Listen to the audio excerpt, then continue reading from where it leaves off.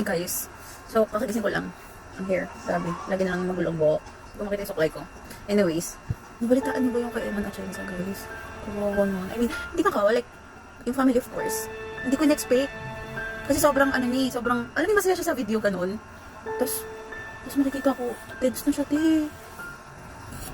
Hindi ko naman siya kilala personally. Kaya nakita ko siya din sa TikTok. Tapos parang masaya lagi yung mga content niya, ganun. Tapos, parang, ang nakita ko doon, ewan ko lang ako, totoo yung source. Ang nakita ko, suicide something, parang ganun. Parang, so lahat talaga ng taong pinagdadaanan, at meron talagang araw na daw, may araw talaga na hindi kakayanin ng utak, guys. Wala sabihin guys na ingatan yung mental health nyo. Importante kasi yun. Iparamdam nyo na valid yung nararamdaman niya, guys. Iparamdam nyo na nandyan kayo sa tabi niya, whatever it is. Kahit napakakupal pa ng taong yan.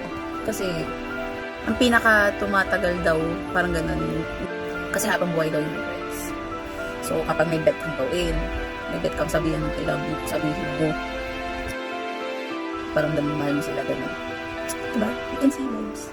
Yun lang, guys. Kaya guys, kung may friends kayo na may pinagdadaanan ngayon, better i-comfort nyo, huwag nyo siya pagtawanan.